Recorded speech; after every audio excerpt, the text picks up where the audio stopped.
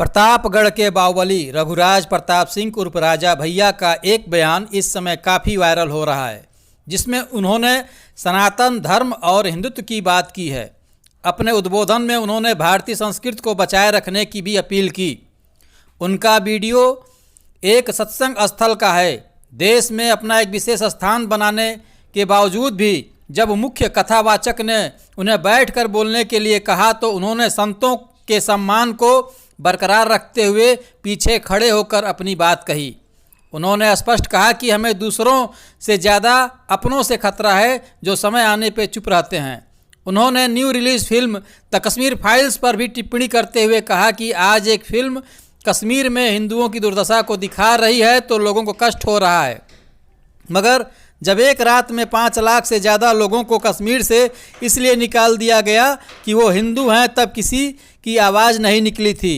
राजा भैया ने लोगों से आह्वान किया है कि भारतीय सभ्यता और संस्कृति को जीवित रखने का कार्य सिर्फ धर्मगुरुओं का नहीं है बल्कि हम सबका है। हमें अपनी पीढ़ी को अपनी सभ्यता और संस्कृति के बारे में जानकारी देते हुए उसका पालन करवाना चाहिए। आप कल्पना करिए, हम किसी दूसरे देश से नहीं हारे हैं। 16 जनवरी 1990 धर्म के आधार पर हिंदू होने के कारण एक रात के अंदर कश्मीर से 5 लाख हिंदुओं को विस्थापित कर दिया गया।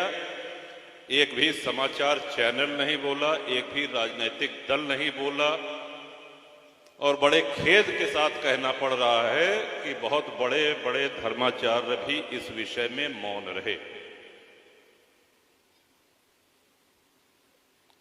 हमको इसकी चिंतन करने की आवश्यकता है। आजकल एक फिल्म आई है, बड़ी चर्चा का विषय बना है, आप लोगों ने भी नाम सुना होगा, द कश्मीर फाइल्स।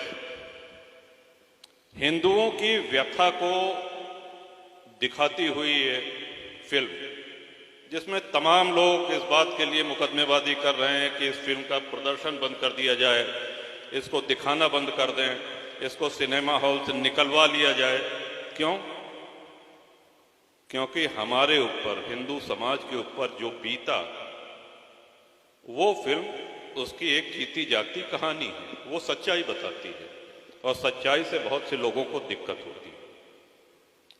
विश्व में अनेक सभ्यताएं हैं, अनेक संस्कृतियां हैं, लेकिन हमारे लिए ये बहुत सौभाग्य और गर्व का विषय है कि सबसे पुरानी संस्कृति और जीवित संस्कृति हम इसलिए कहते हैं कि आज से 5000 वर्ष पूर्व, 10,000 वर्ष पूर्व शिशु के जन्म से लेकर के उसके अंतिम संस्कार तक जो जो रीतियां अपनाई जाती थी, जो जो कर्मकांड होते थे, आज भी वही जीवित है। ये जो हम लोग धोती कुर्ता पहनते हैं या माताएं धोती पहनती हैं, थोड़ा बहुत पहनने के तरीके में अंतर हो सकता है, लेकिन जो महाराज कह रहे हैं कि सतयुग से लेकर के, त्रेता से लेकर के द्वापर होते हुए और कलयुग तक यही परिवेश तो है। संतों के ऊपर जो भगवा वस्त्र शोभायमान होता है, ये भगवा वस्त्र आज का है। कहते हैं जब धरती पर पहली बार सूर्योदय हुआ था तब भगवा ध्वज ने जन्म लिया था, और ये भगवा ध्वज हमारी श्रद्धा का प्रतीक है। ये चारों एक जीवित संस्कृति है हमारी। लेकिन क्या जीवित संस्कृति को जीवित रखने के लिए हमारा कोई अपना दायित्व बनता है कि नहीं, कि सब आचार्य गणों को जिम्मेदारी दे दी गई है? हम अपने घर में अपने बच्चों से कितनी धर्म चर्चा करते हैं? आने वाले दिनों में जो संकट का सामना हम सभी को करना पड़ेगा, उसके लिए हम कितना तैयार हैं? हम बहुत अच्छे शिक्षित हैं, ईश्वर की कृपा से घर में सब नौकरी कर रहे हैं, खाते पीते घर के हैं, ईश्वर ने किसी चीज की कमी नहीं रखी है, अच्छी बात है। लेकिन हम अपने धर्म, अपने संस्कृति के प्रति कितने निष्ठावान हैं? और हम क्या, आज संचार के माध्यम आप देखें कितने बढ़ गए हैं। पहले जो टेलीफोन हुआ करता था, अब तो हर हाथ में टेलीफोन है, बल्कि हर हाथ में एक मूवी कैमरा कह लीजिए या इंटरनेट कह लीजिए, सब कुछ है। पहले आपको किसी विषय को पता लगाने के लिए लाइब्रेरी से किताब लेनी पड़ती थी या ढूंढना पड़ता था। आज तो आप गूगल पे जाइए और तुरंत आपकी शंका का समाधान या आप जो जानकारी चाह रहे हैं वो जानकारी आपको उपलब्ध हो जाएगी।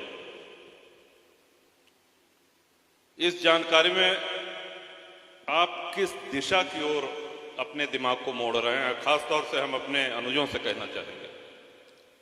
ठीक है, मनोरंजन का एक थोड़ा सा समय रखिए, लेकिन ये भी याद रखिए कि विश्व में जितनी सभ्यताएं, संस्कृति हैं, सबसे अधिक सामूहिक नरसंहार ये हिंदुओं का हुआ। सबसे अधिक विस्थापन ये हिंदुओं का हुआ है। आदि शंकराचार्य ने जब